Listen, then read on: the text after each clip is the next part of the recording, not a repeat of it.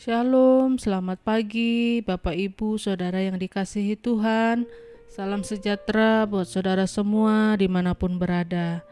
Pagi ini kembali saya mengajak Bapak Ibu Saudara untuk bersaat teduh dan berdoa dalam renungan penuntun kehidupan setiap hari.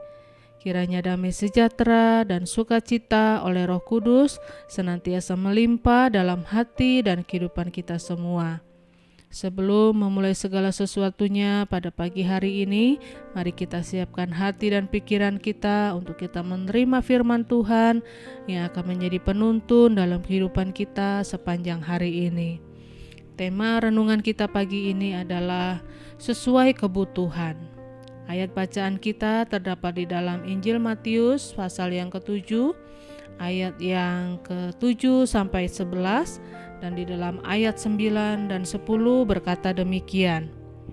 Adakah seorang daripadamu yang memberi batu kepada anaknya jika ia meminta roti, atau memberi ular jika ia meminta ikan? Saudaraku yang kekasih dalam Tuhan, Allah tidak pernah memberi sesuatu yang bukan merupakan kebutuhan kita, dan Dia tidak pernah keliru. Artinya Allah pasti akan mengabulkan permintaan kita sejauh yang kita minta itu adalah hal yang benar-benar kita butuhkan. Kalau sesuatu yang kita minta ternyata tidak berguna, bahkan berpotensi mencelakakan kita, tentu Allah tidak akan mengabulkannya. Memang Tuhan mengasihi kita dan akan mengabulkan permohonan kita, tetapi Dia juga mengerti apa yang sebenarnya menjadi kebutuhan kita. Jadi artinya tidak semua doa permohonan kita akan dikabulkan oleh Tuhan.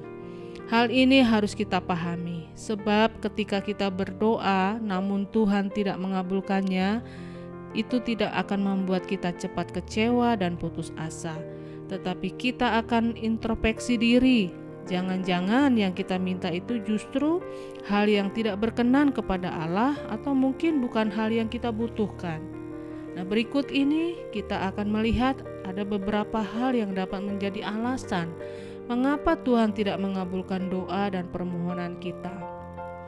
Yang pertama, hal yang diminta tidak sesuai dengan kebutuhan. Di dalam Yakobus 4 ayat 3, di situ berkata, "Atau kamu berdoa juga, tetapi kamu tidak menerima apa-apa karena kamu salah berdoa.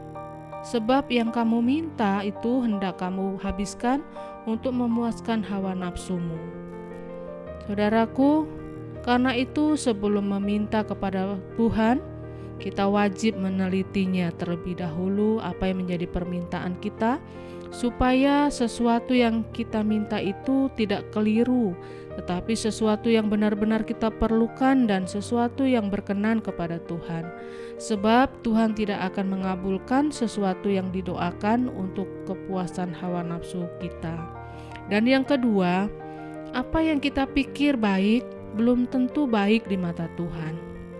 Seringkali apa yang kita pikir baik kadangkala belum tentu itu baik di hadapan Tuhan. Karena baik menurut kita belum tentu itu baik dan benar bagi Allah. Tetapi apa yang baik menurut Allah pasti yang terbaik dan mendatangkan kebaikan bagi kita.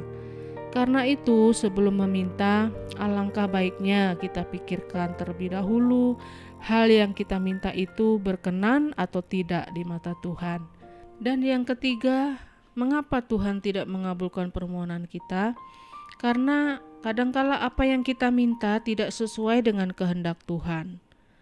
1 Yohanes 5 ayat 14 berkata, "Dan inilah keberanian percaya kita kepadanya, yaitu bahwa Ia mengabulkan doa kita, jikalau kita meminta sesuatu kepadanya menurut kehendaknya."